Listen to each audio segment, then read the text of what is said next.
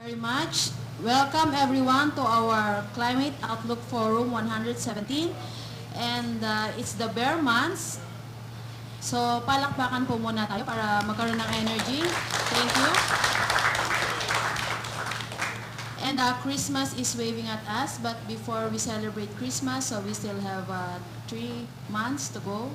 And of course, we have to go on with our regular activities. And right now, we are here in our COF 117. And to formally welcome us, on behalf of our Administrator, Dr. Vicente Malano, we have here our Chief of the Weather Division, Dr. Esperanza Okeanan. Let's give her a round of applause. And she's now the current OIC of the OIC for the Office of the Research and Development. Tama po ba? Operations, ma'am. Operations and Services. Maraming salamat. Magandang umaga po sa ating lahat. Muli po kami ay nagagalak at nandito tayo ngayon. Lalo na yung ating mga partners, our stakeholders, yun po ating mga kasama para po dito sa ating 117 Climate Outlook Forum.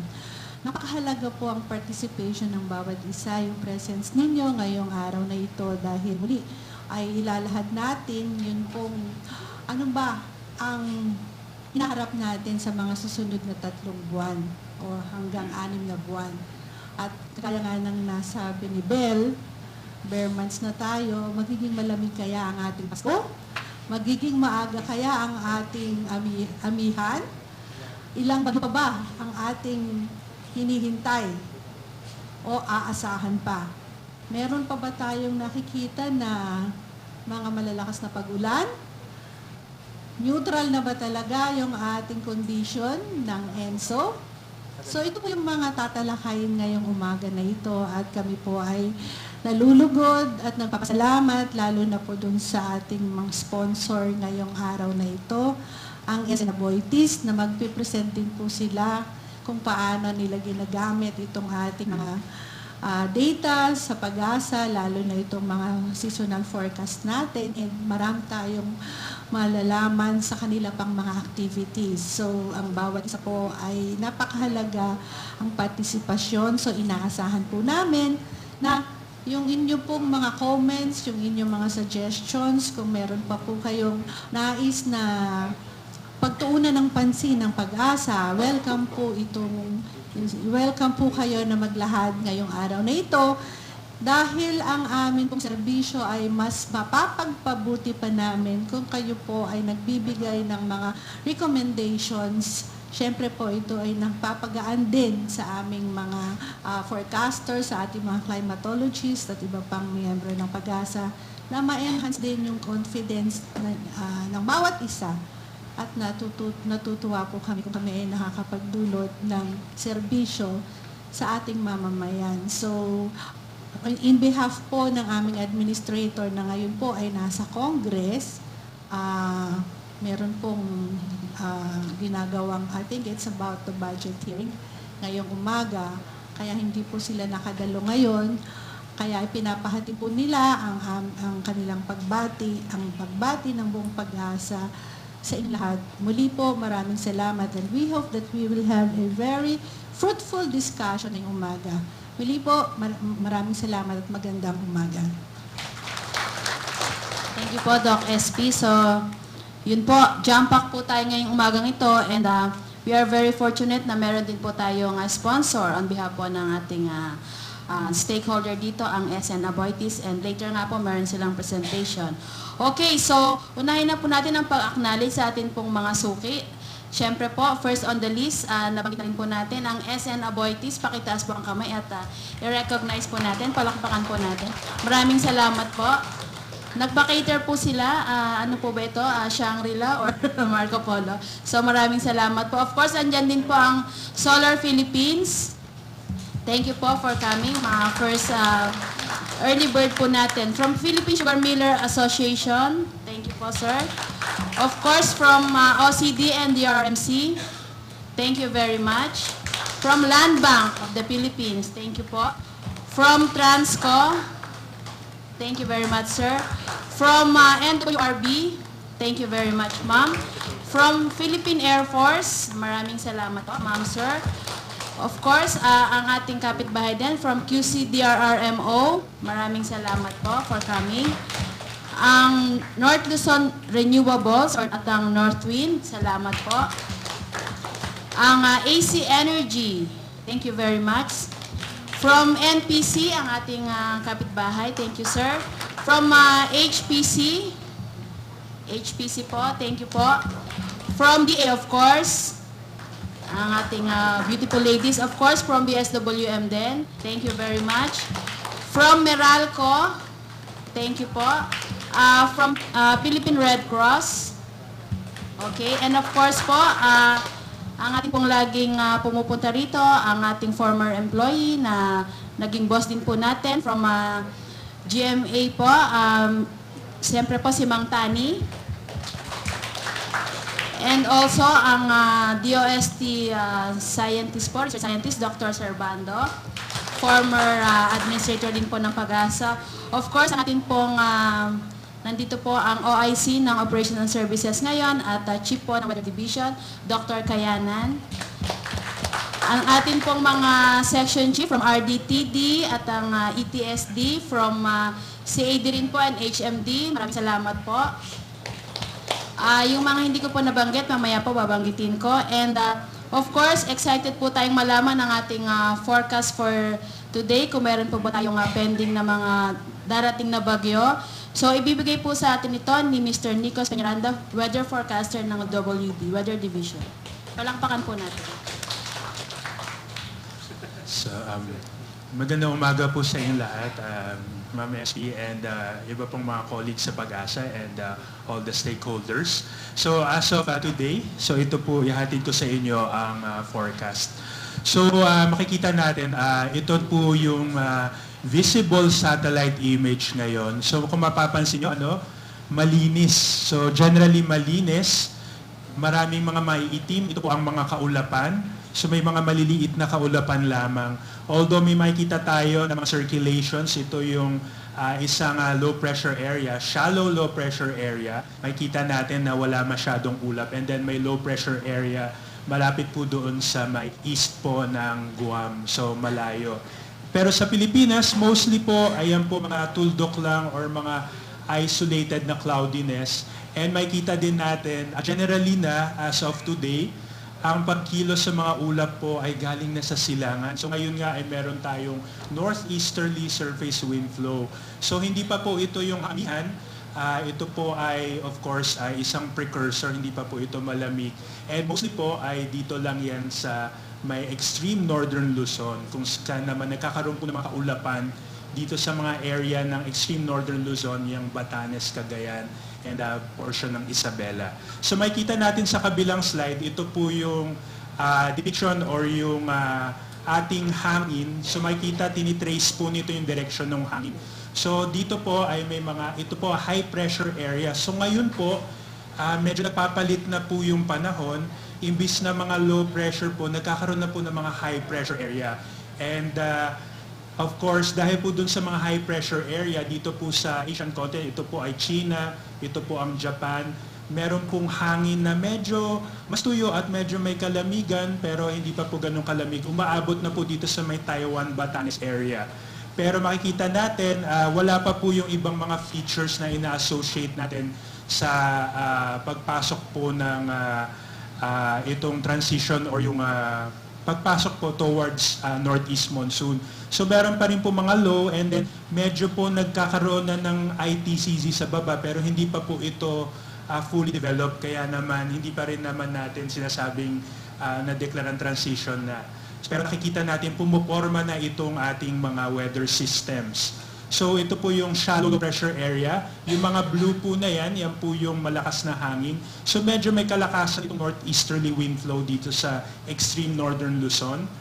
And then makikita nga natin dahil dyan, meron tayong mga rain showers na inaasahan dito po particularly sa may extreme northern Luzon. Yan pong Batanes, Cagayan, and then of course yung Calayan or yung Babuyan Islands. Range ng temperatures po 23 to 31 sa Tuguegarao, so medyo mainit pa rin po. 17 to 23 sa Baguio City, Metro Manila 24 to 32, and then dito po naman sa Tagaytay, of course mild down temperatures 22 to 30. Mas maganda po yung panahon dito po sa may southern part ng Luzon, pero may chance tayo nitong mga isolated rain showers or thunderstorms pagdating po ng hapon o gabi, katulad po na nangyari kahapon dito sa Quezon City. So sa Visayas, of course, meron chance din ng mga isolated rain showers, particularly dito sa Mindanao din. Yan po yung pagdating ng hapon, dahil wala naman tayong umiiral na mga weather system na nagpapaulan, localized po na mga thunderstorms at rain showers ang magdidikta po sa panahon sa pang-araw-araw natin. So of course, mas mainit ng konti po dito sa Visayas, 26 to 33 sa Metro Cebu, and then ganun din po sa Tacloban, 26 to 32, Iloilo, 27 to 32 degrees, of course dahil malapit po sa dagat. And then dito naman po sa Mindanao, mainit po dito sa may Zamboanga, 25 to 34, and then Metro Davao, 24 to 34, and then sa Cagayan de Oro City ay 26 to 32 degrees Celsius. So may kainitan, of course, dahil malaking isla, and then may mga chances din tayo ng mga thunderstorms pagdating po ng gabi dito po sa Mindanao. And of course, nabanggit natin yung northeasterly wind flow dyan sa may extreme northern Luzon. Hindi lang po ito nagdadala ng mga cloudy periods, ngunit meron din kalakasan ng hangin, kaya naman meron tayong gale warning for Batanes, Calayan, Babuyan, Cagayan, Isabela, at yung northern coast po ng Ilocos Norte, dahil nga may kalakasan po yung hangin dyan. So mga near gale to gale force winds dahil nga dyan sa northeasterly wind flow. And elsewhere naman po ay wala naman tayong mga babala dito sa Pilipinas. And then sa paglipas po ng araw bukas, so makita natin na umandar itong shallow LPA pero patuloy na humihina. And then may persistent pa rin na umandar po westward itong low pressure area. May medyo nagkakaroon ng malakas na hangin dito sa may norte niya. And then makikita po natin nagkakaroon na po ng mga front dito sa may Japan. So senyales po yan. And persistent pa rin po ang mga high pressure area. Meron pa rin tayong northeasterly wind flow dito sa may extreme northern Luzon. And then generally po ay galing sa silangan po yung hangin, maliban lang dito sa mga nai-induce ng low pressure areas. And then pagdating po ng Friday, nawala na po si shallow low pressure area. Mostly po easterly ang hangin, and then meron pong namumuuling mga frontal system dito sa susunod mga araw, and may high pa rin. So continuous po itong northeasterly wind flow dito sa may extreme northern Luzon, and then generally po ay galing sa silangan na ang ating hangin.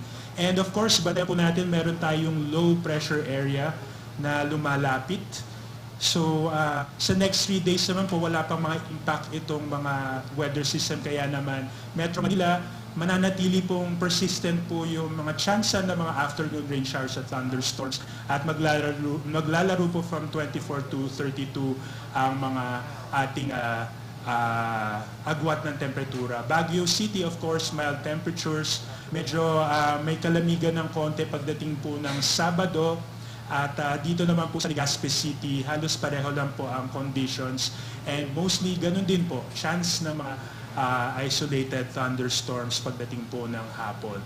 And then sa Metro Cebu, of course, medyo mas humid dahil po nasa isla. Pero ganun din po, mostly fair weather, pero may mga chance pa rin ng isolated thunderstorms or rain showers pagdating po sa hapon. Okay, so sa Metro Davao din, of course, mas mainit ng konti, pero may mga chance ng thunderstorms mostly sa mga late afternoon or evening. Okay, sunrise po today is 5:45, and then mamaya po 5:51. So makikita natin halos magkalapit yung equal yung day and night dahil nag-equinox na po tayo. Ibig sabihin patungo na po sa Northern Hemisphere autumn, o pahaba na yung ating gabi. Simula po nung September 23 ay nag-equinox po. Kaya unti-unti po natin makikita mas mahaba yung gabi, o yung sunset natin ay mas aaga. Okay. So ano mangyayari pagdating po ng weekend? So of course, tungkol pa rin dito sa low pressure area, ay ito po ay inaasahang lalapit at lalapit dito sa park. Pero makikita natin, in terms of winds, wala naman significant developments so far. And then makikita rin natin persistent pa rin itong mga high pressure areas dito sa mainland Asia, so sa China, na nagsusupply po nitong parang precursor nga nung Amihan, pero dito lang po yan sa may ibabaw, sa may norte dumadaan. Mostly northeasterly po yung hangin, pero makita naman natin wala pong malakas na hangin, kaya puro mga tsansa na mga isolated rain showers at thunderstorms. So lumalapit si low pressure area and most likely nagno-north west-northwest. So katulad po naman na nagdaang low pressure area, most likely po parang paganyan po yung mga direksyon niya. So dito sa may area ng Taiwan, pero no significant development by weekend. And makita naman natin dahil mostly ay dry po yung hangin dito, and then hindi na po masyadong malakas yung nakikita nating southwesterly yung habagat. Almost nawawala na rin, nag-weekend na tuluyan. So wala naman masyadong impact in terms of sa ulan, maliban doon sa mga tsansa ng mga thunderstorms, mostly sa mga kabundukan ng Luzon, dahil nga dyan sa northeasterly wind flow. Okay. So yun po ang latest weather update sa ngayon. Maraming salamat at magandang umaga. Thank you, Nikos. So, yun po mga pinakita niyo lugar kayo na pwede natin puntahan, no? Dahil maganda ang panahon over the weekend, Metro Cebu. So, Davao. May question lang si Rusi. Wala daw Metro Iloilo. Okay. So, okay po. Let's move on po sa ating dam status, dam updates. So, ipapresent po sa atin from Hydromet Division ang atin pong forecast hydrologist, si Mr. Elmer Caringal. Palakpakan po natin.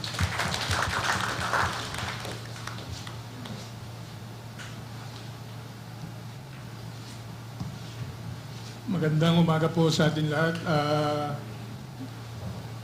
Hydrological update naman po tayo. Bali dam update as of 6 a.m. today. Bali yung Angat, ang kanyang current elevation is 191.43.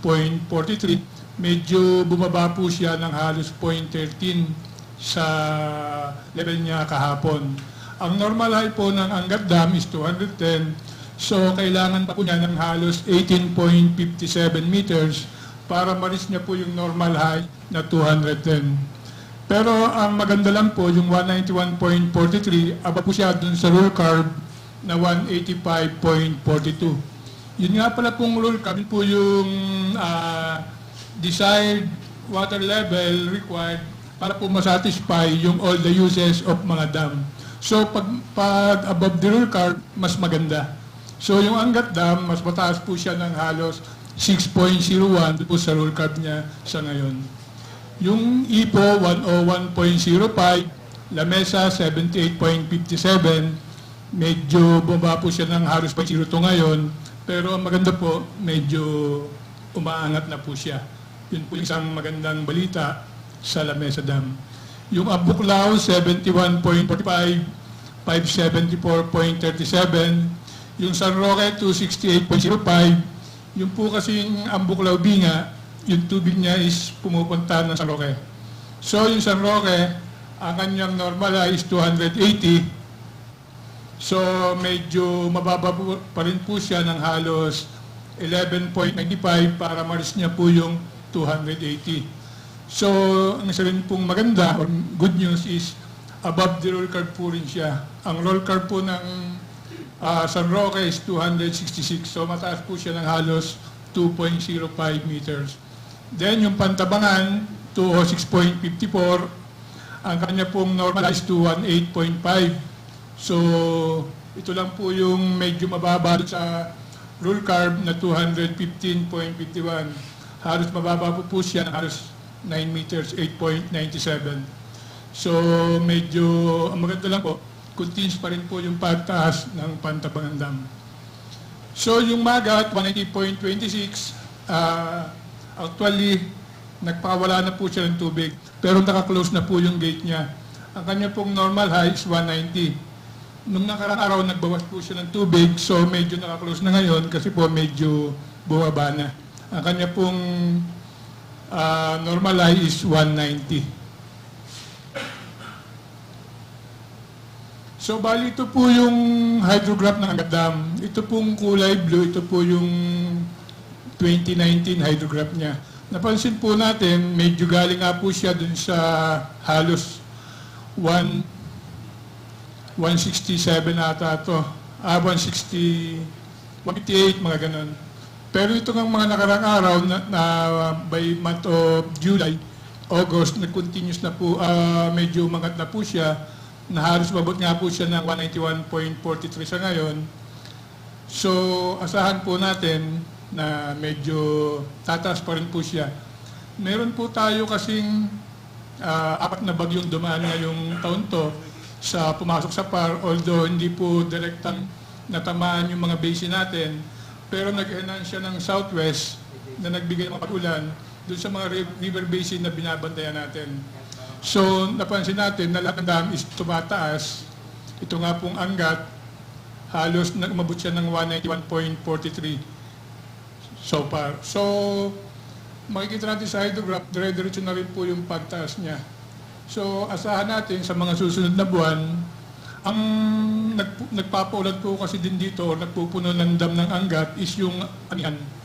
Ang Angat kasi medyo nakaano siya sa eastern part ng Philippines. So, yung Amihan, siya yung nagbibigay din ng nag-continuous ng pag-ulan dito sa Angat Dam.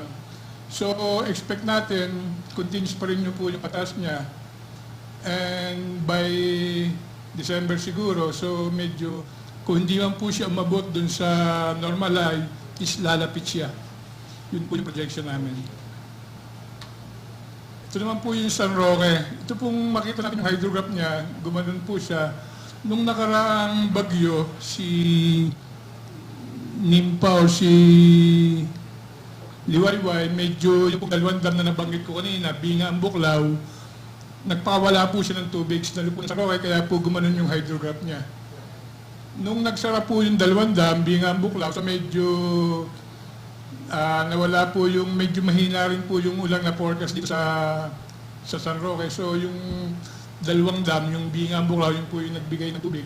So nung nagsara na po yung medyo bumaba ulit siya, then medyo tumatuloy dahil nga po nito si bagyong Nimpa. Then ito naman Pantabangan Dam, ito yung elevation niya sa ngayon 2019, medyo napansin natin, dire-diretso na rin po yung pagtaas niya. So umabot na po siya ng halos 206.54, although mababa po siya doon sa curve na 215.51. Magat Dam, ito nga po yung dam na nasa may bandang Isabela. Umabot po yan, lumapot po siya ng halos doon sa spilling level niya or doon sa normal height 190. So nagbawas po rin siya ng tubig nitong nakarang araw. Pero so far, nakaklose na po siya. Sa 190.26 siya ngayon. So medyo stable na po siya.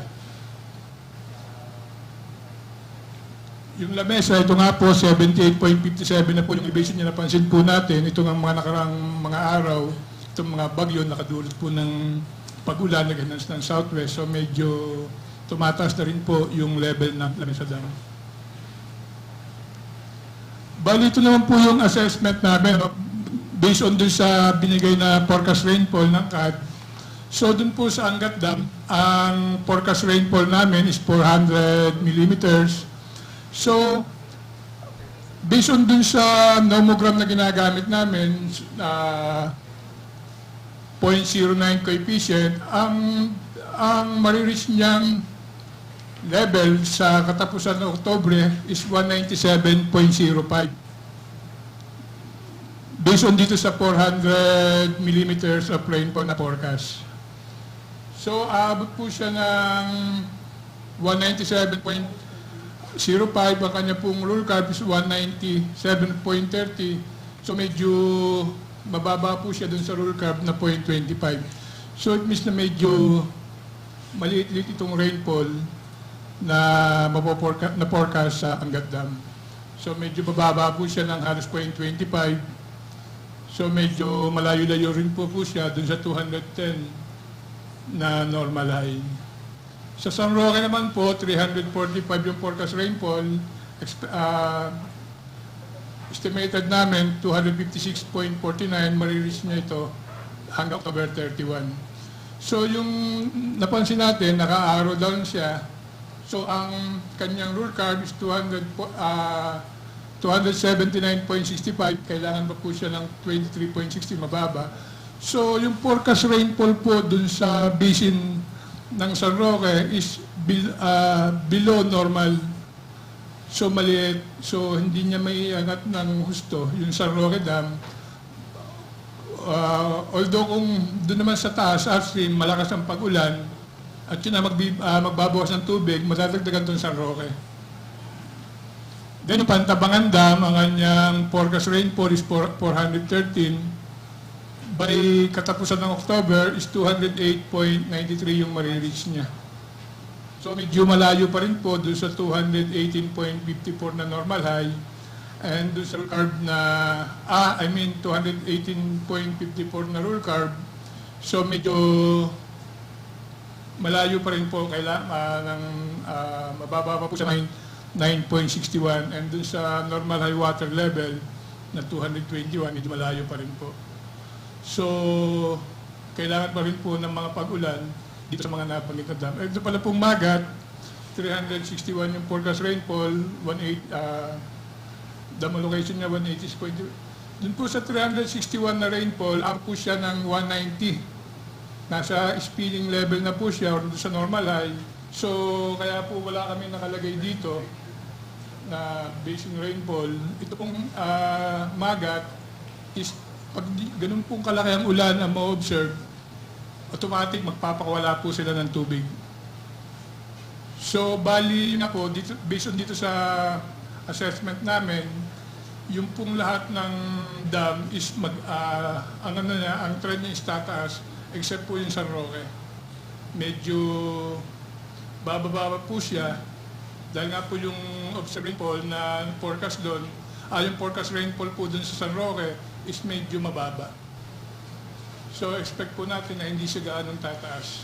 Ito lang pong patungkang na nabanggit, ang medyo tataas ng konti.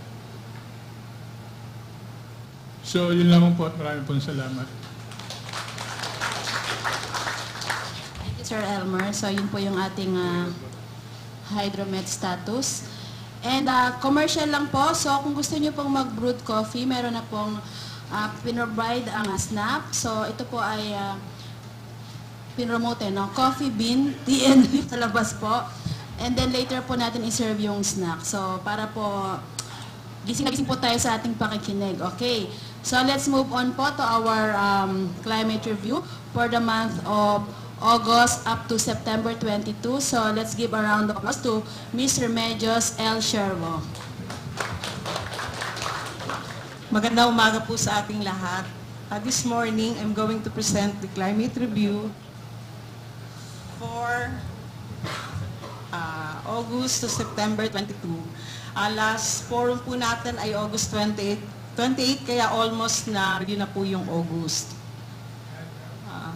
For the outline, discuss ko po yung recent ENSO conditions, weather systems, yung climate assessment for August and to September, at yung summary. Then, for the recent ENSO conditions, dito po sa graph na to, ito yung ENSO indicators natin na minomonitor. Yung, since di po ba yung ENSO is an interaction of the ocean and the atmosphere, binabantayan po natin or minomonitor yung monthly SOI. Ito yon, yung sea level pressure sa Darwin minus Tahiti, yun lang po kanyang difference o yung kanyang anomaly. Sa ngayon po, as of August 19, minus 0.4 po yung kanyang anomaly or yung difference. Kaya kung makikita nyo sa line na to, yung line na blue, ito po yung criteria, ito po yung kanyang threshold para dito, neutral. Above dito sa blue line, ayun yung time na may La Nina. At dito naman sa red line na to, ito yung mga time or year na meron tayong El Nino. Kagaya po nito, di po ba, last 2019, dito po sa ENSO indicator na to, nandito siya sa ilalim ng red lines. Dito naman sa kabila, Yung sa oceanic indicator naman, ang monitor naman dito, yung sea surface temperature anomaly sa tropical Pacific. Sa ngayon, eto na siya. Nasa threshold pa rin siya ng neutral condition. Halos 0.1 yung kanyang reading as of July 2019. August dapat to. Then, since yun nga yung monitor natin ay nasa neutral condition, PAGASA and Solar System status ngayon ay inactive. Meron tayong, ang ini-issue ngayon ng PAGASA ay monthly climate assessment and outlook for August 2019. Ito po yung issue natin pag wala tayong El Nino or La Nina.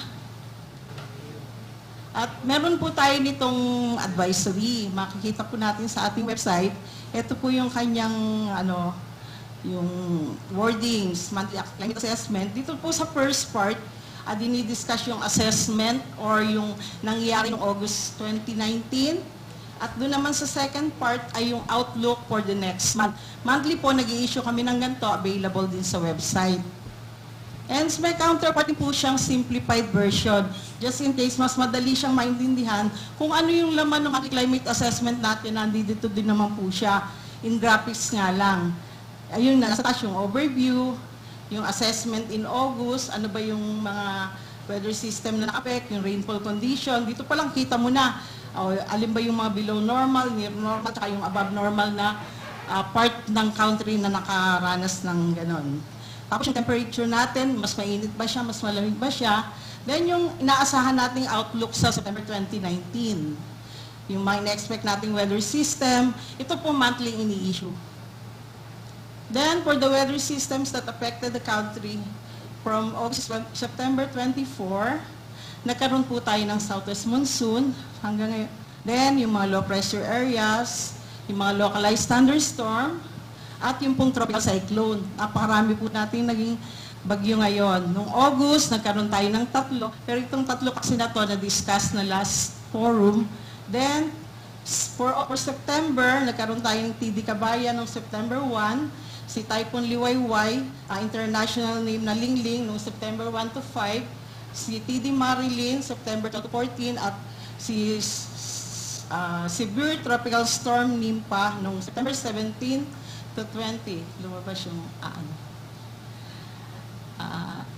sample lang po nito nung satellite image ng isang LPA dito sa right side at Tropical Cyclone Nimpa.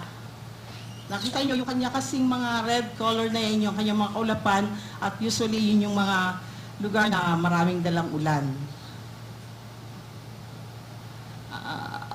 Additional information lang po, ito yung mga naging bagyo natin from January to August 2019, from letter A, from TD Amang, up to Tropical Storm Jenny.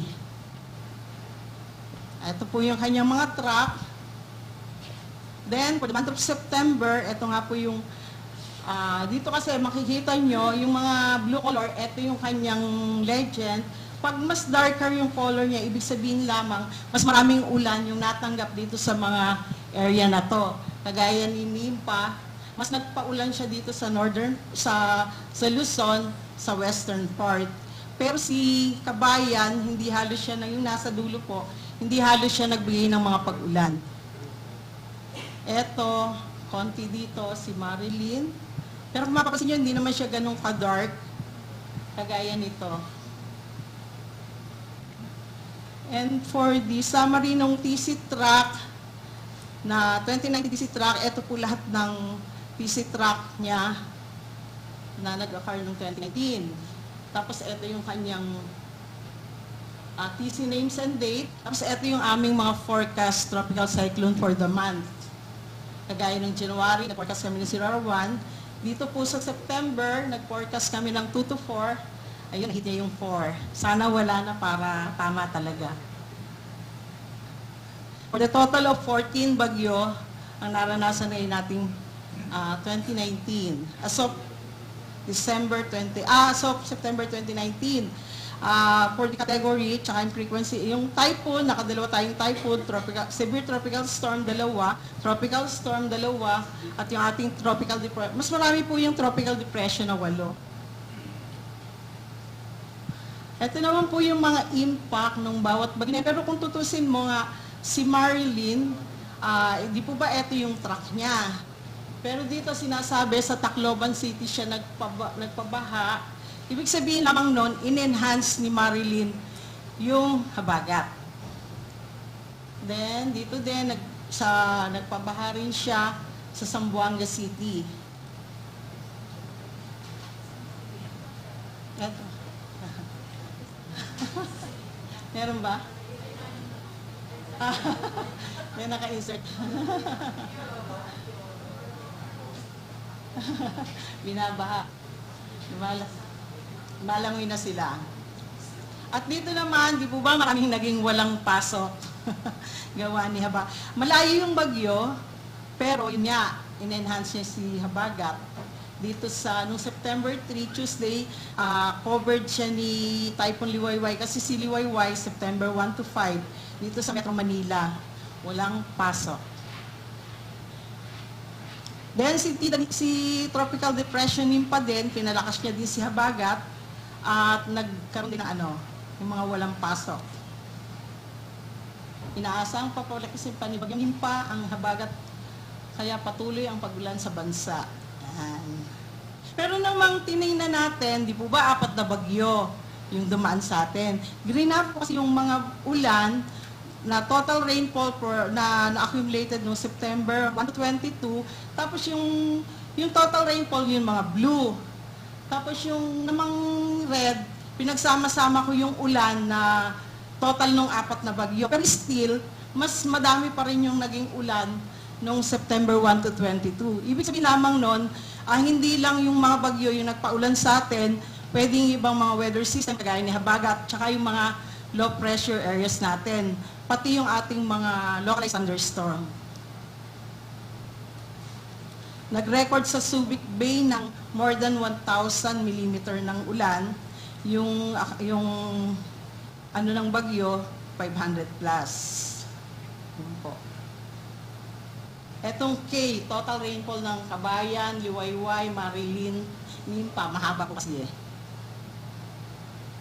Then, for the climate assessment, yung aming nga pong mga maps, nakita niyo yung ganong maps, pinakikita lamang po nito pag yung mga recolor, yun po yung mga lugar na meron tayong less than 40 mm rainfall na natanggap or na-observe sa lugar na yon. Pag yellow, yung mga lugar na yon, below normal, at yung mga green, yun po yung mga lugar na normal lang o average na ulan yung natanggap nila, at yun namang mga blue, above normal rainfall. Yung percent of normal po is actual rainfall na observed millimeters over normal, yung reference period niya, times 100%. Then for the rainfall, yung mga monthly rainfall na natin na nangyari nung January, February, March, April, May, June, July, August, next. Mapapansin nyo halos puro way below normal yung mga red dito, ng February, March, April. Then, for the August, eto na siya. Above normal dito sa side na to ng Luzon, near normal.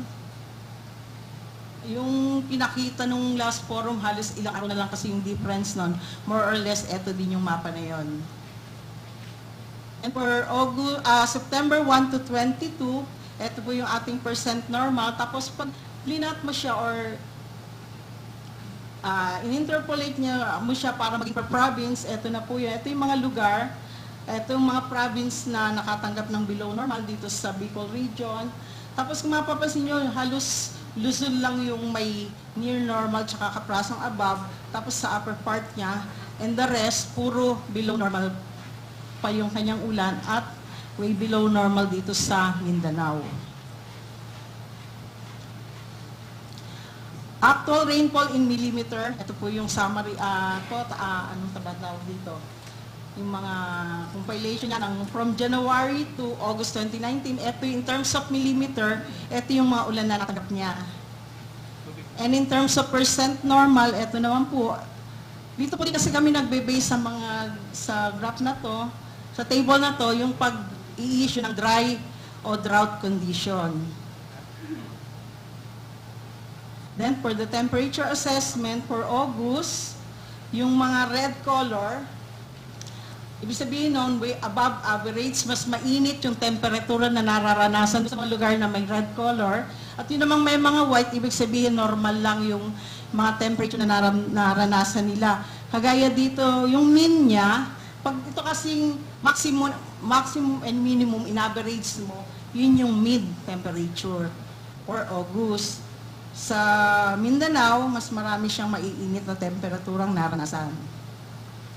At may record-breaking tayo nung August sa Giwan. Yung kasing dating record niya ay nung August 17.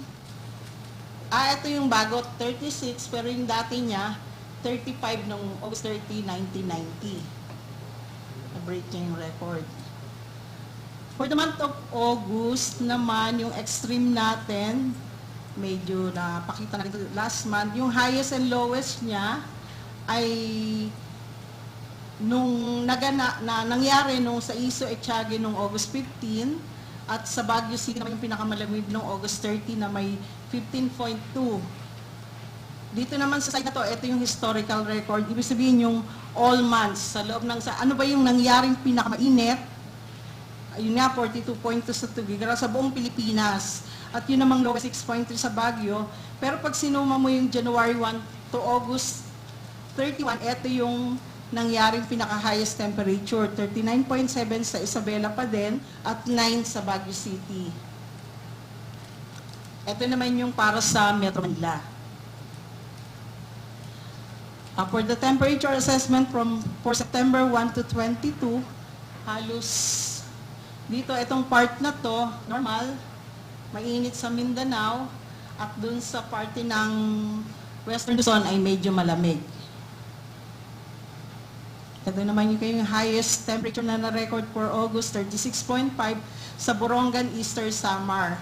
At yung pinakamababa ay 14 sa Baguio City. For January to September 22, pinakamainit pa rin sa Isabela, 39.7 pa din. At yung pinakamalamig sa Baguio noong January 29, 9 degrees centigrade. Papakita ko lang po itong play ba to, Bel?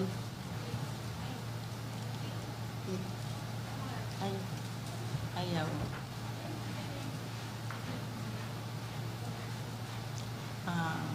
Ito po, papakita ko lang, ito lang, i-play lang natin yung present condition or yung pangyayari sa Indonesia.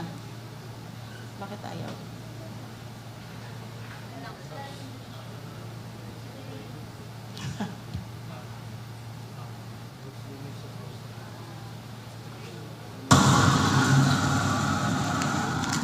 Red hazes.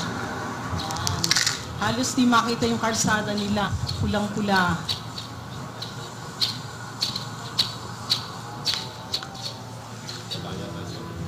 Case for Sangreal made wild farms across Indonesia. Dari 1 bulan. Kejadian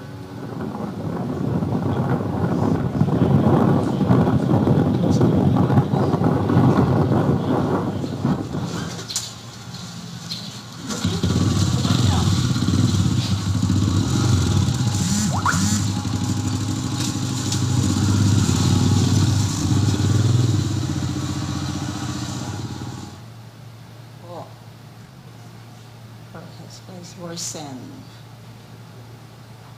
Wala.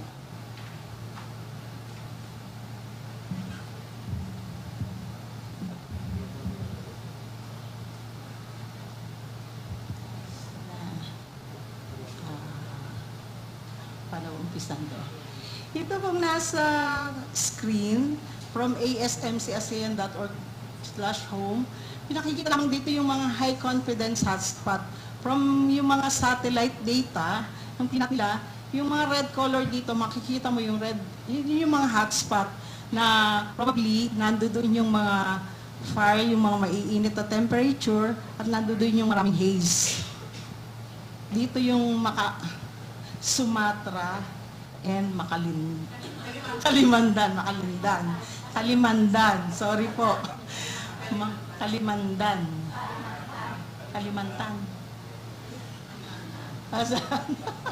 Sorry po, hindi pa ako napunta dyan eh. Kalimantan. Ayun pala.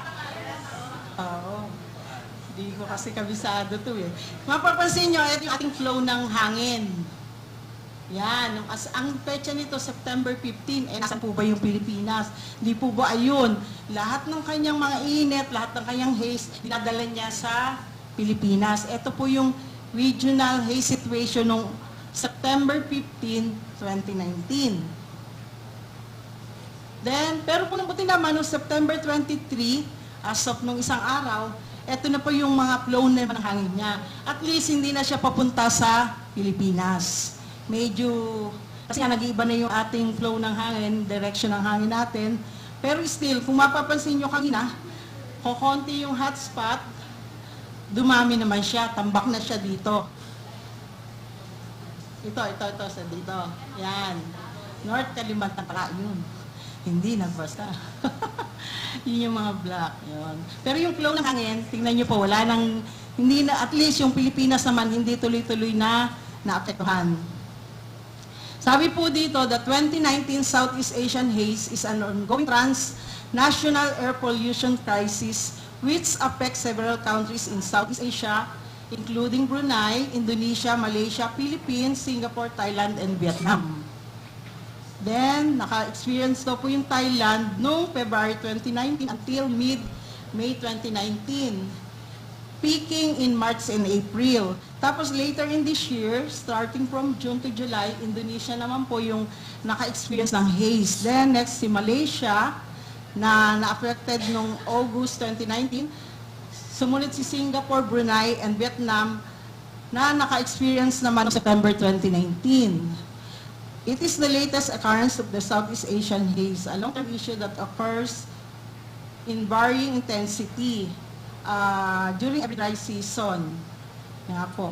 Pero ito daw, kasi sabi, resulting by mainly been caused by forest fire resulting from illegal slash and burn practices, principally on the Indonesian island of Sumatra and Kalimantan.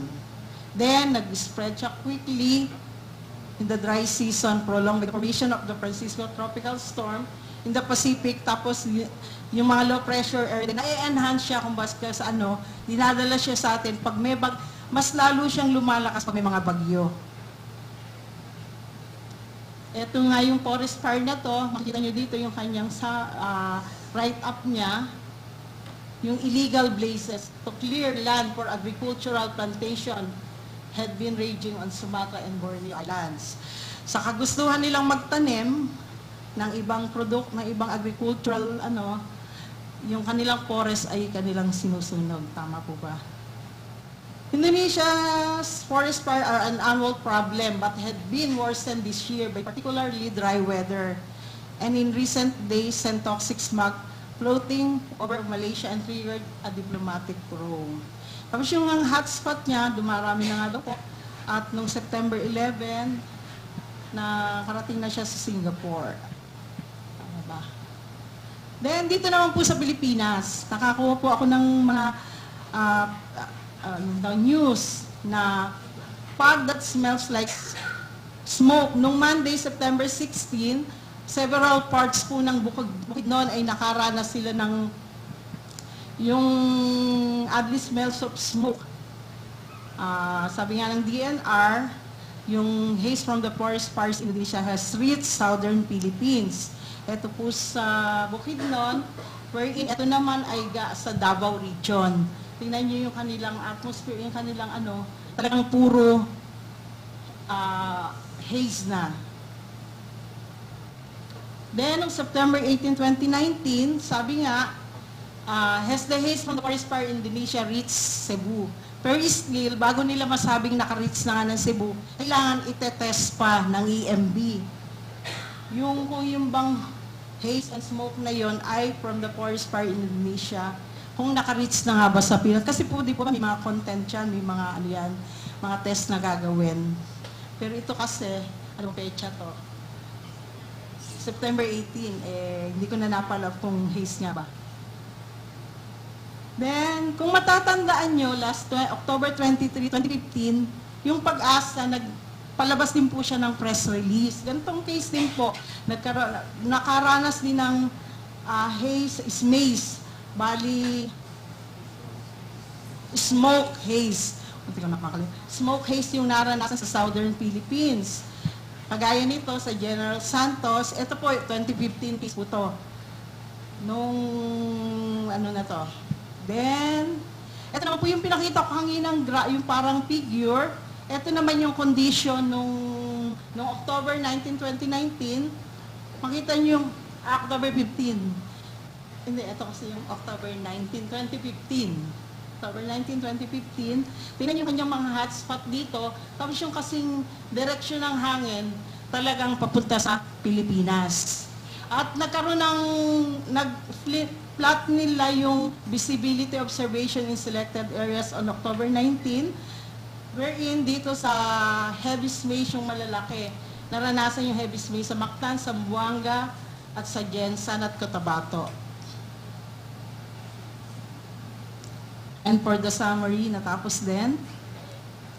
Yung NSO alert system natin status for month of August ay inactive. At yung mga rainfall natin near to abnormal in most parts of Luzon, including some portion of Visayas and Mindanao. Yung rest of the country below normal. Yung namang naranasan nating temperature ay near average to above average. Mas marami siyang medyo pula. And were observed in most part of the country. For September 1 to 22, inactive pa rin yung ating NSO alert system status. Near normal most part of Luzon, doon po sa Luzon natin ay puro green at may konting blue. And the rest of the country, in Visayas, Mindanao, below normal tsaka way above normal. Ibig sabihin lang po, kulang pa yung ulan na supposed to be matatanggap natin sa Pilipinas. Kung ikukumpara mo sa normal na dapat maranasan niya, at yung kanya naman temperature ay near to slightly cooler dito sa parting Luzon, at dito naman sa Visayas Mindanao ay slightly warmer. Near to slightly warmer surface air temperatures. Dito nga po. Ay lamang po at maraming salamat. Thank you, Rems. Napaka-comprehensive po ng ating review. So, sino po ang gustong pumunta ng Indonesia? So, medyo ano po tayo ngayon, ano? Meron tayong travel alert. Okay, so eto na po yung hinihintay natin. Bigyan po natin ng masigabong palakpakan ng ating pong sponsor. Siya po ay si Engineer Augusto Rodero, Principal Hydrologist po, Water Resource Manager ng... Ay, sorry po, no? Na-excite ako. kasi si Rusi, kasi katabi ko kanina. Excited ako, Rus, kasi uminom ako ng kape. Oo. Sir, mamaya po, reserve po kayo. Oo. Iba po ang epekto ng kape, no? Napapalapit ako sa aboitis. So, yun pala. So, by the way, ha? Gusto niyo mag 10 minutes break? Bakit ba nakikialam kayo sa akin? Maupo kayo. Joke po. So, ano po, medyo magsiserve tayo ng... Hindi, continue na lang po. So, ulitin po natin. Yung coffee po, nandiyan po sa gilid. Bakit pwede naman tumayo? Para po magising kayo kagaya ko. So, yun po. Ang haba kasi ng review ni Remy, kasama na yung Outlook. So, eto po, ano rin po natin, bigyan mo natin ng umatikabong palakpakan ang climatologist po ng CLIMS, si Ms. Rusi Abastillas, para po sa ating climate outlook. Palakpakan po natin ng walang humpay. Ibigay po ang outlook ng October 2019 up to March 2020. Okay, Ruz. Okay, thank you, Bel. Baka akala ko diretso na. Magtanong na lang sila mamaya. Ay. Uy, ganito na siya. So, this is our climate outlook for October to March 2019 hanggang 2020. So, 6 months po yung ating ibibigay na outlook. So, the contents will be the same. Yan sa updates and the outlook. Then, yung outlook for, then summary. Ano ba yan? Nagugulat ako. Okay. So, ito na po yung ating So ito yung kinukuhanan natin ng ating forecast. We based our forecast also from the International Prediction Centers. Unang-una po galing sa Climate Prediction Center and IRI from USA. So nag-declare na po tayo na ENSO neutral na po tayo since last August na ating advisory. So sa ngayon, we have ENSO neutral, still favored to continue until September, October, November, which has about 75% chance, and continuing through until March, April, May, or spring, about 55 to 60% chance. So, the ENSO alert system ng CPC NOAA is not active na. Wala na silang El Nino advisory. And from the Bureau of Met in Australia, also their ENSO outlook is inactive, and also their prediction is that neutral ENSO state is the most likely scenario for the remainder of 2019 and into early 2020. So, sinasabi nila, or sa atin din as climatologists, pag yung meron daw ENSO neutral, it has little influence on our climate and global climate, and meaning other influences are more likely to dominate our climate system. And also from the Tokyo Met Center in Japan, still ENSO neutral conditions na rin ang sinasabi, and this will likely to continue until the boreal winter or northern hemisphere winter, that is December, January, February, almost 60% chance. And the latest from the APEC Climate Center in Korea, in South Korea, also the probability for ENSO neutral is about 57% likely to be dominant during October to December. And the probability for neutral conditions is likely to gradually decrease to 45% sa January to March. So sa APEC Climate Center, which was released just yesterday, sinasabi nila na medyo bababa yung probability ng neutral conditions by next year, early next year. And sa WMO, kasi August pa nila ito na-produce yung kanilang 3 months kasi seasonal kasing forecast nila. So since August pa siya, sinasabi nila na nag-end na yung El Nino, and currently the tropical Pacific is neutral. And sa PAGASA, we have already issued the monthly climate assessment and outlook, which is hindi na kami nag-El Nino advisory, was terminated last August. So ENSO neutral condition persists, and the majority of these climate models predict ENSO neutral conditions to continue until the remainder of 2019. And also PAGASA's ENSO alert system is already inactive. Napakita na kanina ni Ms. Remy yung mga indicators ng ating ocean and atmosphere. So this was the atmospheric indicator, or ito po yung cloudiness na pinapakita natin. Nagde-denote ito na kung marami ba tayong natatanggap na ulan over this period, or mas nasuppress ba yung convection or cloudiness. So, kung makikita natin yung malapit sa Philippines, kulay blue na naka-indicate dyan, ibig sabihin may negative OLR, outgoing long wave radiation anomaly. So, ibig sabihin, pag kulay blue, na-enhance yung ating convection o mas marami tayong cloud. So, which is located over northern Philippines and also east of Papua New Guinea, yung isang naka-encircle na blue.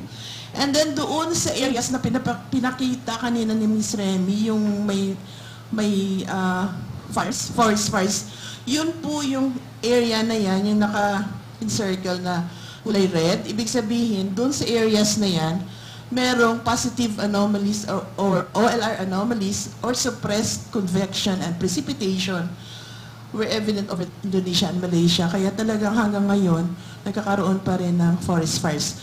So, na lang natin kasi umiba na yung ihip ng hangin tulad na pinakita kanina ni Sir Nikos na instead ng southwest, may humina na siya. Parang abrupt na yung change ng ating yung transition. Kaya, sana hindi na paabot dito sa atin yung SMACE or smoke haze. And the equatorial cloudiness near the date decreases during a decaying El Nino. So, may mga positive OLR anomalies din dun sa Central Pacific. near the date line. And yung latest naman sa daily kasi ito na values. So sa ngayon, ang ating daily value, the latest which is October, kinuha ko siya, September 23, nasa negative 15.6 siya. And ibig sabihin lang nito, ang recent strengthening ng negative na SOI, kasi pag negative SOI, di ba, El Nino, pero ano lang siya, hindi siya temporary lang to the values, nagpa-fluctuate siya every day. So sa ngayon, ang recent strengthening of this negative na SOI value is due to very high temperature over Darwin. Kasi yung ating SOI is the product, or the difference between the surface pressure in Tahiti and Darwin. So Tahiti minus Darwin. So mas mataas yung Darwin natin, kaya negative yung ating SOI value. And for the CPs, the probabilistic ENSO outlook natin, ENSO neutral is most likely to continue through April, May, June of 2020. So pag nakikita natin yung kulay, sa bar graph na yan, yung kulay gray, meaning ENSO neutral condition. And then pag kulay red na bar, na graph, na bar is El Nino and yung blue is La Nina. So makikita natin, ang salay na yan na 50%. So all throughout from August, September, October season until April, May, June of next year, the probability for ENSO neutral is greater, reaching about 58% until April, May, June. So ang most likely scenario is still meron tayong ENSO neutral continuing until April, May, June of next year. And that is based on a consensus from the CPC models and the CPC and IRR forecasters. It is based on human judgment in addition to their model output. Itong isa may intervention ng mga climatologists and scientists from CPC and IRR forecasters. Ito namang isa, this is the purely objective ENSO probability forecast based on models. So kahit sa models natin, medyo mas mababa yung kanyang probability, mas mababa siya compared dun sa isa. This is based on the models na na-run mid-September. Almost mga 55% until May, June, July. Okay. So ito yung mga model prediction outlook ng September na kinuhanan natin ng forecast. So from 18 na mga dynamical models, 11 na mga dynamical models na ito sinasabi na magkakaroon tayo ng ENSO neutral until May, June, July. Makikita naman natin dun sa graphs na yan. And 7 ang nagsasabi na warming to ENSO El Nino levels until May, June, July. So hindi lahat ng models nag-agree. Ibig sabihin, may mga nagsasabi na magkakaroon ng 7 out of 18 na ENSO El Nino levels warming until El Nino levels. At sa mga statistical models naman ng 8 out of 9, nagsasabi na ENSO neutral until May, June, July. So the average of the dynamical models, yung mga red thick line na yan, and thick green line predicts ENSO neutral until May, June, July. So ito yung average ng dynamical from September, October, November until May, June, July 2020. And these are the averages ng dynamical models, yung 18 na yan. And then yung 9 na statistical models, and this is averageable models. Sinasabi naman na hindi siya umabot doon sa 0.5, which is the threshold for El Nino levels.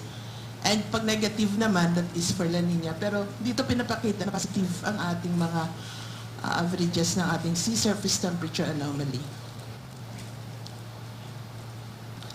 And for the NMME or the North American Multi-Model Ensemble na mga models, ito po yung ginahanan natin ng ating forecast for rainfall and temperature. So we have 7 models. Yung ibang models nagsasabi na may magkakaroon na 2 of 7 models nagsasabi na there is a negative anomaly for sea surface temperature. But most of these models nagsasabi na magkakaroon ng warming, especially the GFDL floor, yung violet, na above El Nino threshold by April. Pero most of these models naman, nasa neutral conditions between 0 to 0.5. And yung sa CFS naman, isang model lang to na marami din siyang members.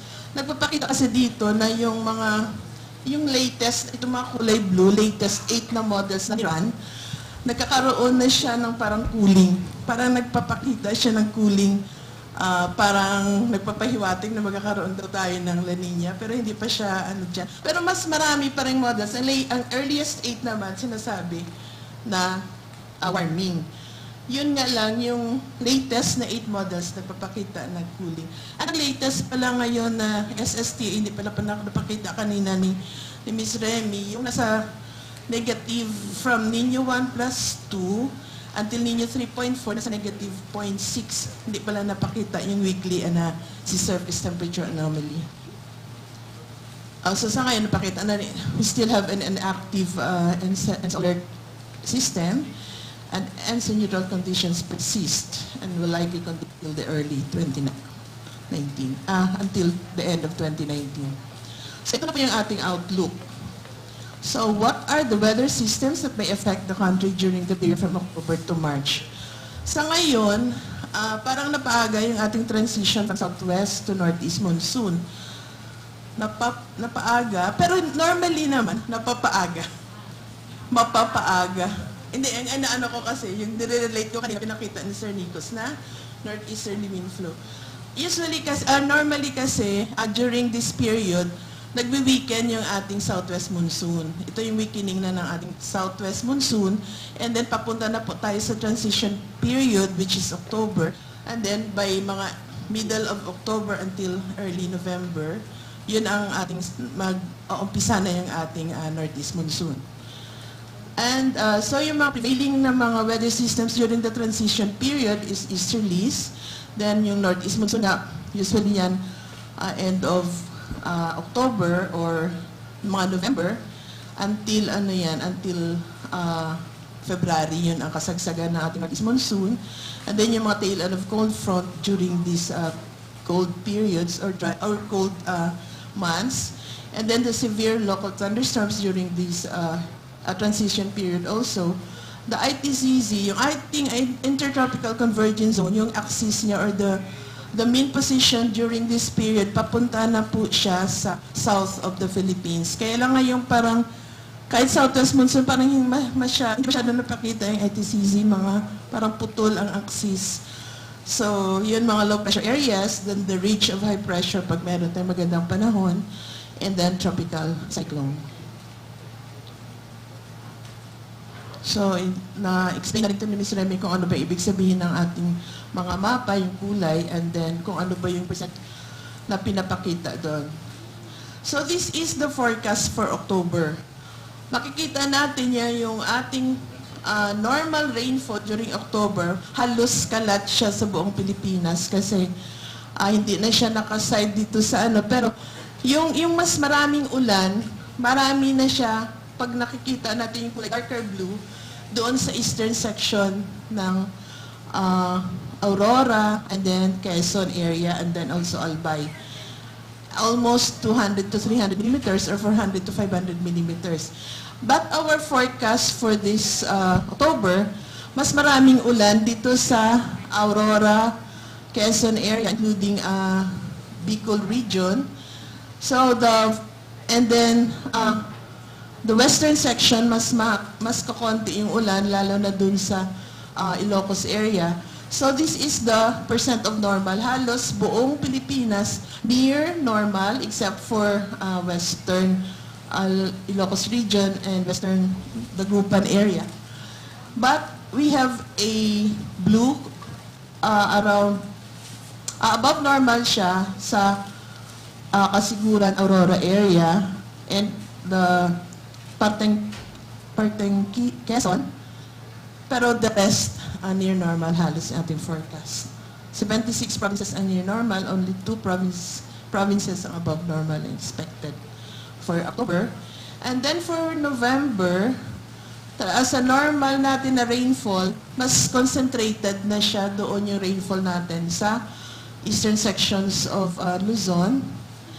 Ang ating forecast is almost the same. Kaya lang, yung sa western portions ng Luzon, mas mababa yung ating forecast kaysa normal. So, ang ating, in percent of normal, yung sa western Luzon area, below normal, but the rest of the country, still we expect near normal rainfall conditions.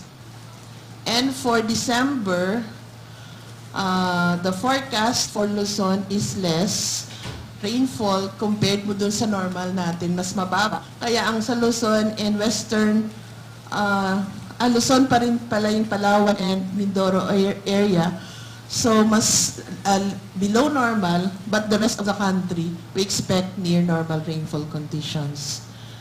And for January, expected natin na less na rin talaga yung ating ulan during this period. Kung makikita natin yung ating normal na rainfall na map against dun sa forecast, lalo na sa Luzon and the western Luzon area, less than 50 millimeters na yung ating ulan during that period.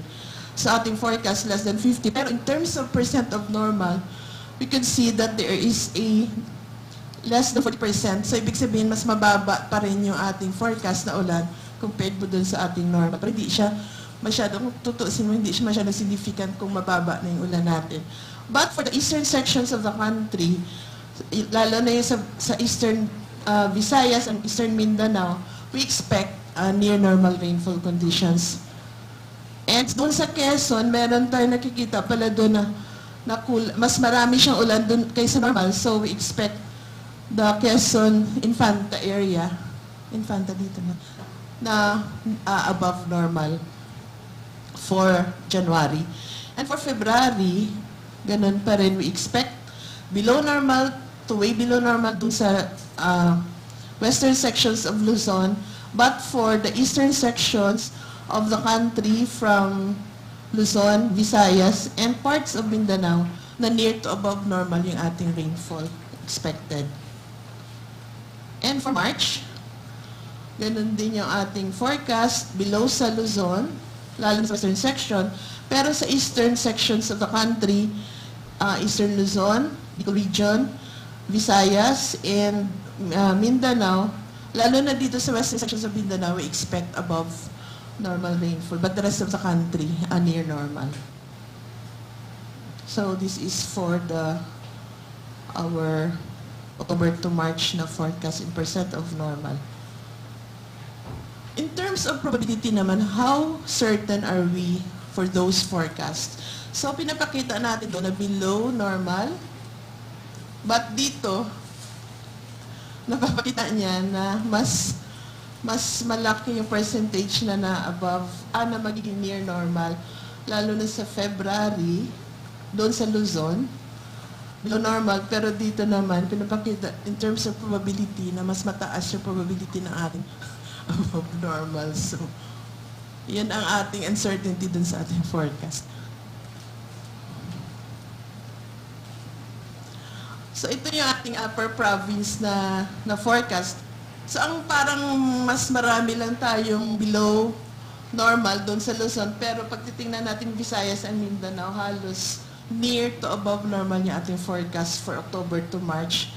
Doon din sa Bicol, Mimaropa, from Mimaropa to Bicol area, halos near to above normal. Doon sa Northern Luzon ang may mga below normal. And this is in terms of millimeters per province. So those are the ranges, minimum, maximum in terms of millimeter, and the mean yung sa gitna. So makikita natin na yung January, lalo na sa mga Ilocos area, na yung forecast, yung mean rainfall natin napakababa talaga, almost less than 20 millimeters. So, gano'n na talaga pag panahon na ng Amihan. Dry na yung kabilang parte ng bansa. Okay, so this is per region din na natin. So for the watershed rainfall forecast for the selected dams and lakes in Luzon, so for Angat, we expect from October, November, January, and March na near normal rainfall condition tayo. And also in terms of millimeter, ito yung ginamit kanina ni Sir Elmer doon sa forecast. water level natin for October. And then, sa December, we expect below normal and also for February. But for the rest of the dams, like Lake Buhi in Bicol, near to above normal, Lake Lanao in Mindanao, near to above normal, but the other watersheds here in Luzon, may mga, lalo na sa San Roque kanina kasi pinakita ni Sir Elmer, na below normal kasi yung forecast natin, kaya mas medyo mababa yung ulan niya.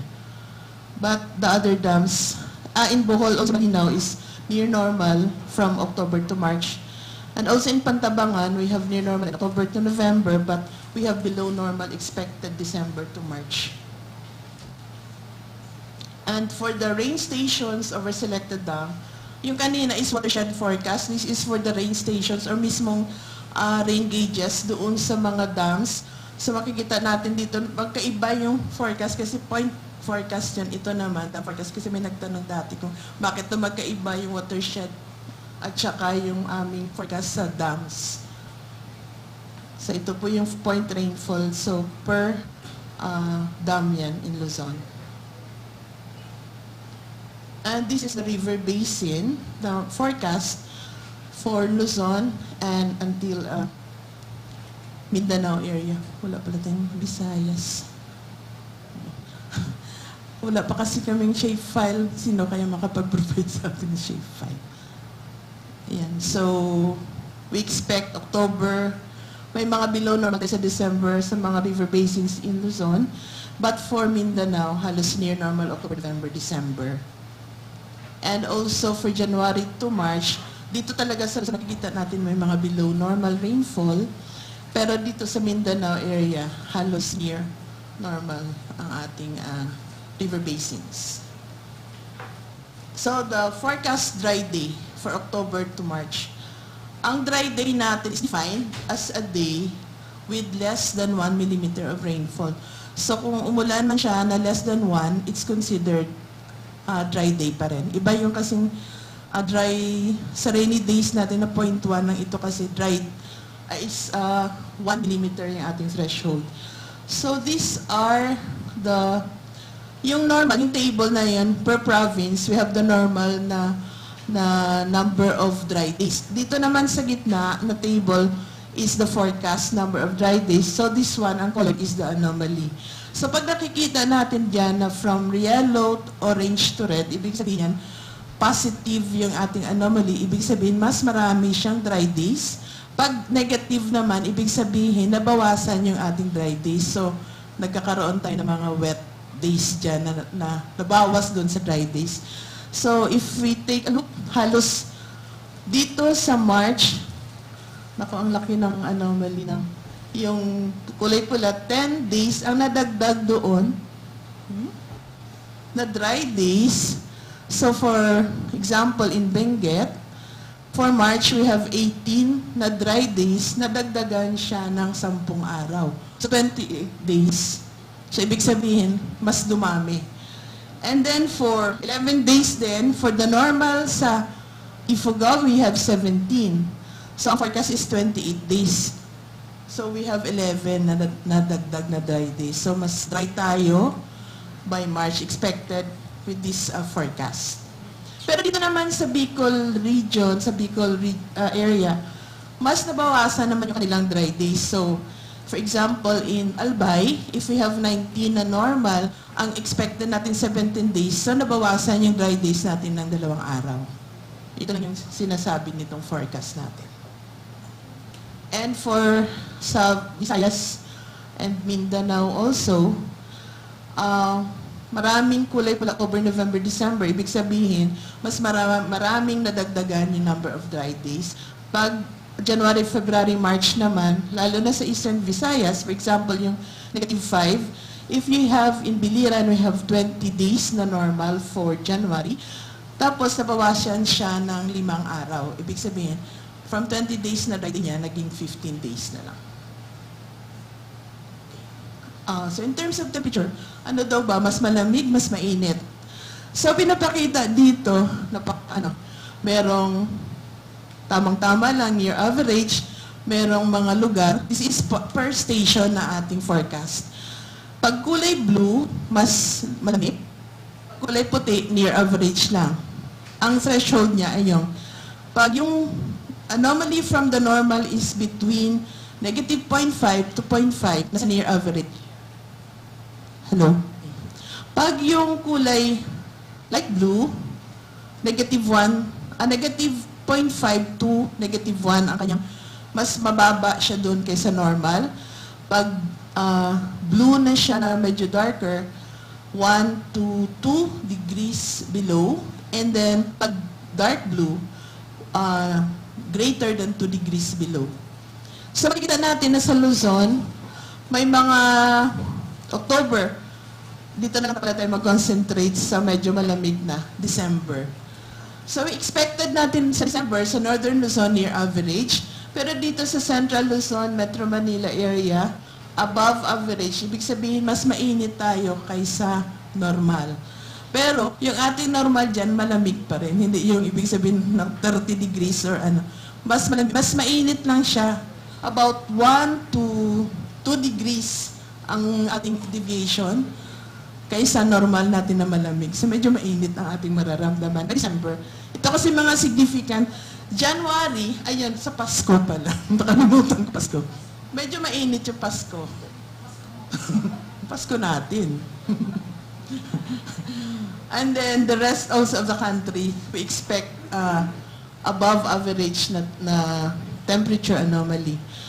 Pero January, ganun din kasi malamig January hanggang February. Sa January, medyo nabawasan yung ating mainit na mga anomaly. So near to slightly warmer na lang tayo. January, February, and also March. Dito pinapakita na sa March, kung saan nag-uumpisa na yung mainit na panahon, dito naman yung marami tayong mga kulay puti lang na dots. Ibig sabihin, near normal lang yung ating mararanasan or near average yung ating forecast mean temperature. Ipinapakita kasi natin dito yung temperature. So usually, ang mas mainit natin dito is minimum. Kung pinapakita pa natin yung minimum maximum anomaly, doon siya sa nighttime temperature ang mas mainit compared mo dun sa mainit na gabi daw, sabi ni Miss Gerard. Mas mainit yung gabi natin. So this is the forecast for extreme temperature. Ibig sabihin lang nito, yung temperature na mararanasan natin instantaneous, pwede isang araw na natin na mararanasan in terms of extremes. So, October, November, December, January, February hanggang March. So we expect mga maiinit pa rin about 37 degrees Celsius sa Luzon. And in Metro Manila, mga 35. Pero ang sa March natin, 36. Pero dito naman sa minimum temperature, papunta na tayo sa malamig. Lalo rin sa mountainous Luzon, from 13, yung minimum, to 15.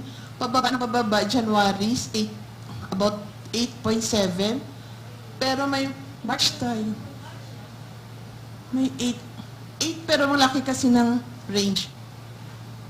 8 to 13. 8 to 13. Kasi doon sa pinakita nga natin na forecast is mas malamig siya.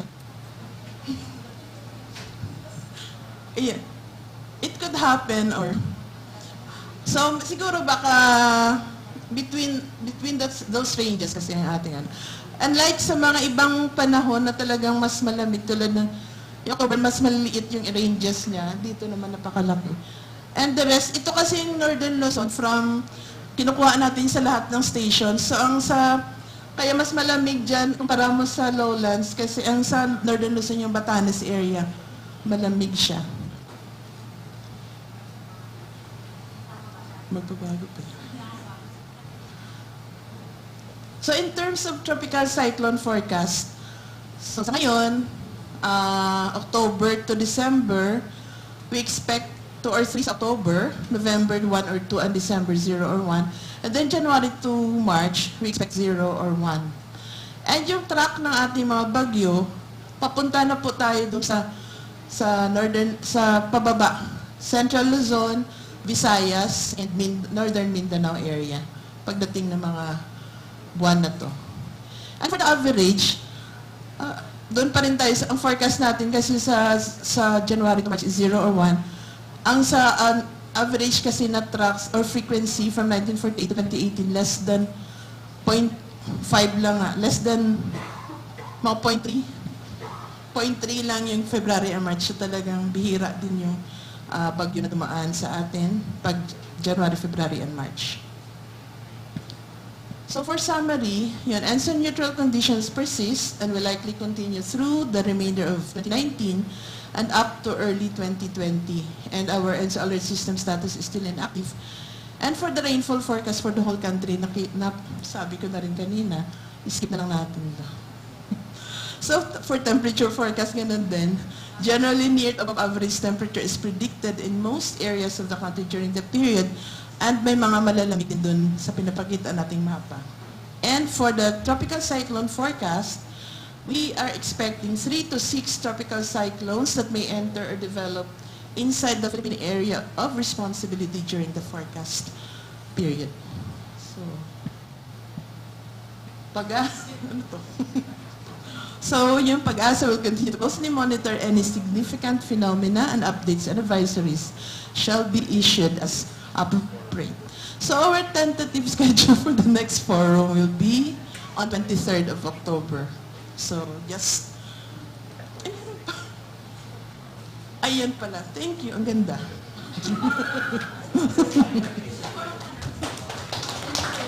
Tinuri niya yung presentation. So, ayun po. Marami po tayong aabangan from October to March sa ating pong weather. Lalo na po by March, tingnan natin sa Baguio kung talagang 8 degrees to 13, no? So, yun po.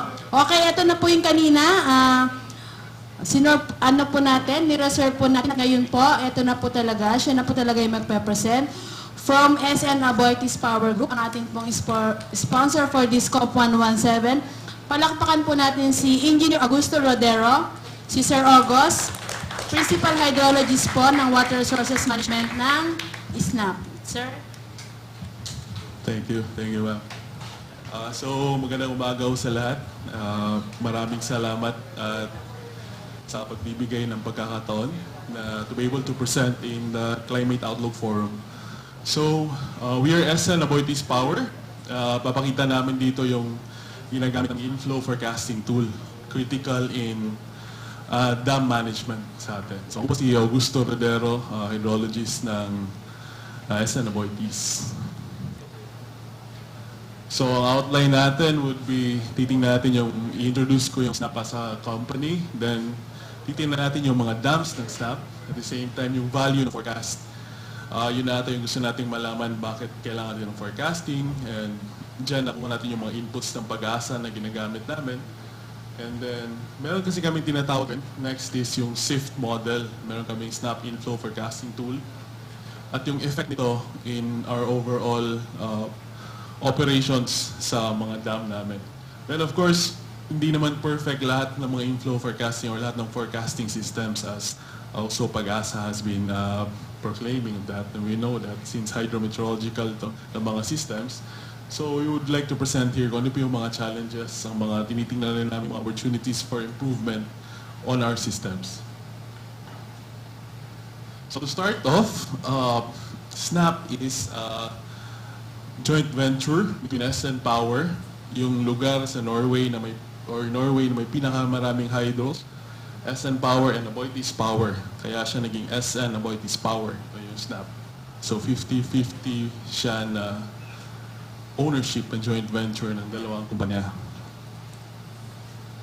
Ito yung mga dams namin, or yung kami yung hydropower operation aspect niya. Of course, nandito yung mga kaibigan natin from NPC, which is mga kasama namin to manage the flood water management of Binga and Ambuklao and Benguet. Ito pala galing sa PAGASA na figure. Nakuha namin to last time na system, as stated here. So yung mga SNAP dams ay ang 388 megawatt na Magat. This is in Isabela. Ito siya. Then, of course, next na naging SNAP is Ambuklao, which is around 105 megawatt. Meron rin downstream of that is may 140 megawatt na pinga. Of course, meron pang downstream of that na San Roque, hindi yun SNAP. And then later on, gumawa kami back in 2017, constructed an 8.5 megawatt hydro then na Maris Hep, downstream naman ng Maga. So yan yung mga dams na ino-operate ng hydropower operation care of SNAP.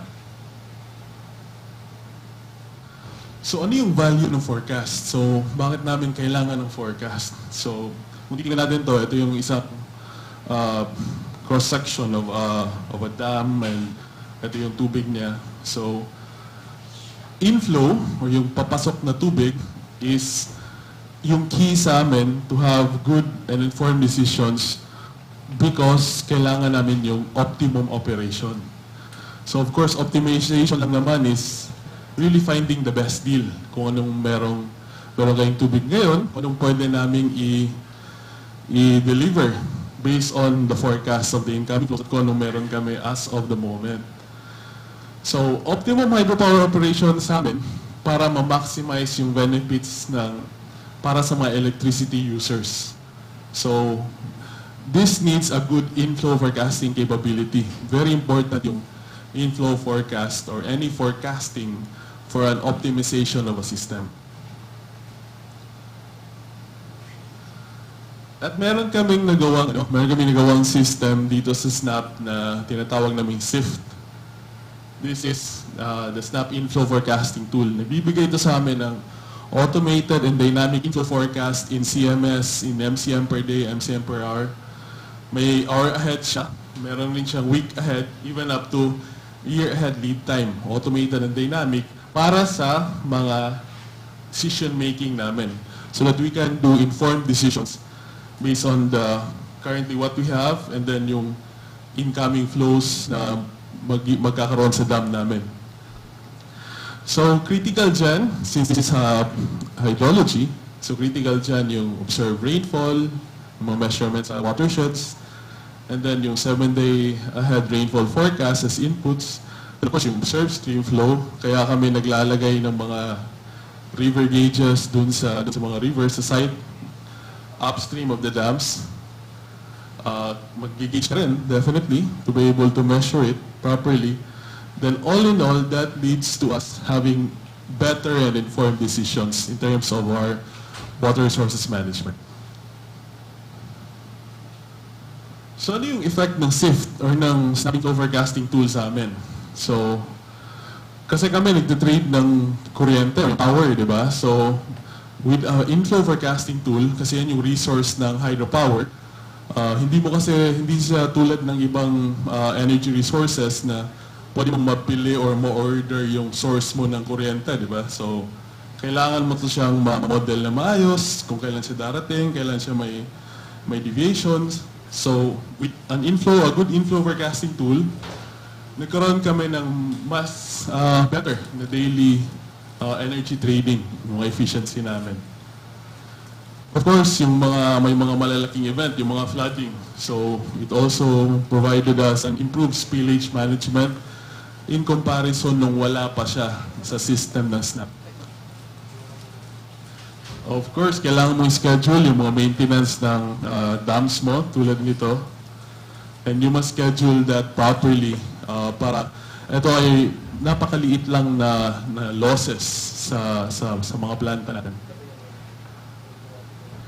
Then of course also yung mga production planning namin which are year ahead, may week ahead, may mga medium term, 45 days ahead. Kailangan rin doon ng maayos na of course, inflow forecasting tool. Kung ano yung tubig na papasok sa mga dam namin. So, challenges and opportunities for improvement for us is, of course, kailangan namin alam naman natin yung nagda-drive ng inflow or the rainfall forecast. And we all know rin na kung gaano to siya kahirap, gaano siya ka-varied, variable in space and time. So, moving forward, we are always on the hunt for the best watershed rainfall forecast para correspondingly mag-improve yung inflow forecasting system namin. Of course, watershed hydrometeorological instrumentation, Magat Dam watershed size is around 7 times na size ng Metro Manila. So sobrang laki, sobrang daming river systems. So as much as possible, gusto nating ma-measure siya to be able to manage it well. So we are always working on improving it, yung mga instrumentations natin. Then, of course, continuous search pa rin sa mga best forecasting models yung ginagawa namin. Rainfall runoff models, lahat ng model na posibleng pwedeng gamitin for us to continuously improve this system or tool. So, to cap off, ito kasi yung system namin. So, meron siyang, this one is showing yung 45-day head forecast in MCM per day like in Magat Dam. Ito yung program na ginawa namin for mga models.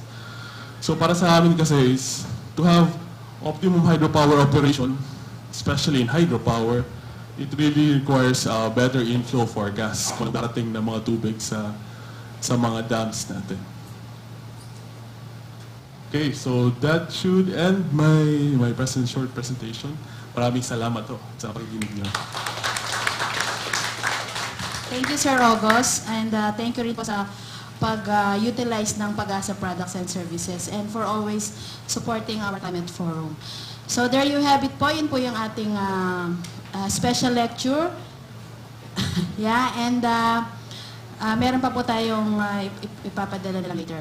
Okay, so let's move on po to our open forum to be headed po by Mr. Edric Cornelio. Edric, take it away.